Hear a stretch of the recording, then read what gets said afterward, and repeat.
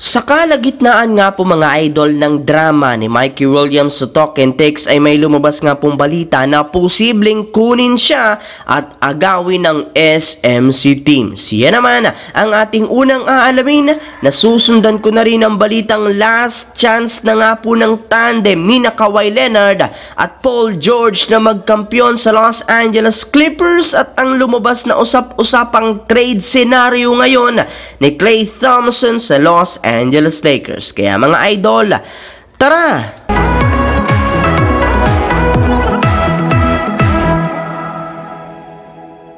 Katulad nga po mga idol ng lumabas na balita ng nagdaang araw, nagka-problema na naman nga po ang buong team ng Talk and Text sa kanilang point guard na si Mikey Williams matapos humingi na naman ito ng napakalaking pera sa kanyang magiging bagong kontrata. Sa ngayon, nananatili pa rin naman nga ito sa US at hindi pa sumasama sa kanilang mga ginagawang team practice. Kaya nakapag-desisyon nga po ang kanilang kupunan na hindi na lamang ito isali sa kanilang lineup para sa darating na PBA Commissioner's Cup.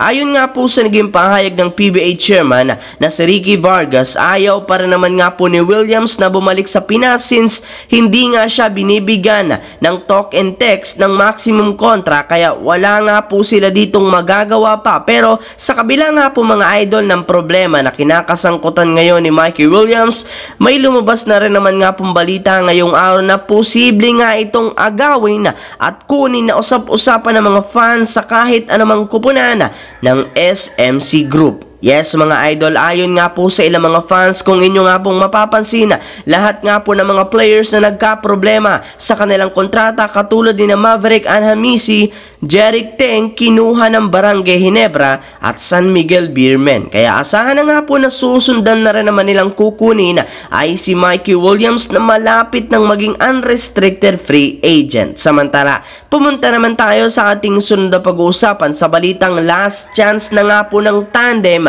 ni Kawhi Leonard at Paul George na magkampiyon sa Clippers. Simula nga po mga idol nang mabuo ang duo ni Kawhi Leonard at Paul George, wala pa rin naman nga silang masyadong napapatunayan at nagagawa sa NBA bukod sa parati nilang pagtatamo ng injury at pagkakalaglag nila sa playoffs. Kaya dahil nga po dyan, naubusan na rin naman nga po ng pasensya sa kanilang dalawa ang buong kupunan ng Clippers, especially ang kanilang front office.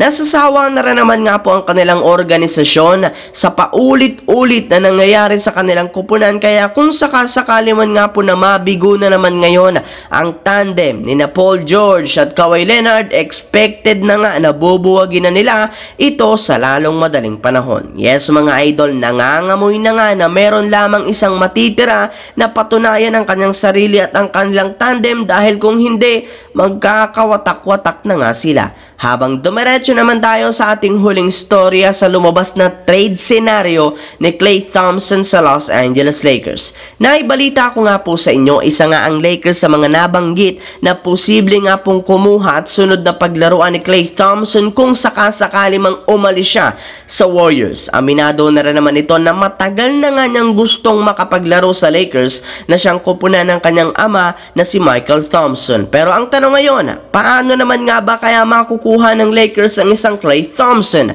Ayon nga po mga idol sa kalalabas pa lang na balita, maaari nga pong makuha ng Lakers si Klay Thompson sa loob ng free agency o di kaya sa isang trade kung saan posible nga po nilang i-offer sa Warriors sina D'Angelo Russell, Rui Hachimura at 2 future first round pick.